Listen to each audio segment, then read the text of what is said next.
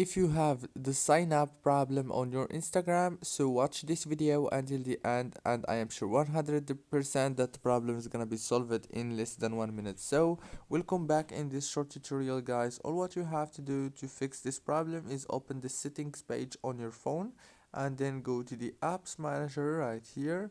Go to the apps. Now after that, wait a few seconds and it will take you to this page. On this page you will find all the apps that you have downloaded on your phone. So go to Instagram like this, and now all what you have to do here is very simple.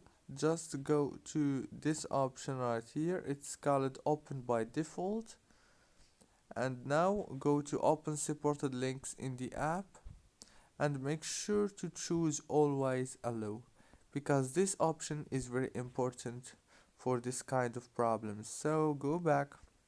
Now click on storage, click here on clear data and clear cache, and then click on this option here, it's called force stop. Now all what you have to do is very simple.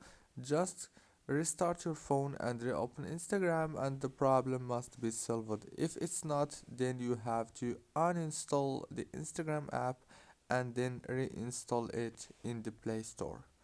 Yeah, that's it guys. Don't forget to like, subscribe if this video was helpful. See you later.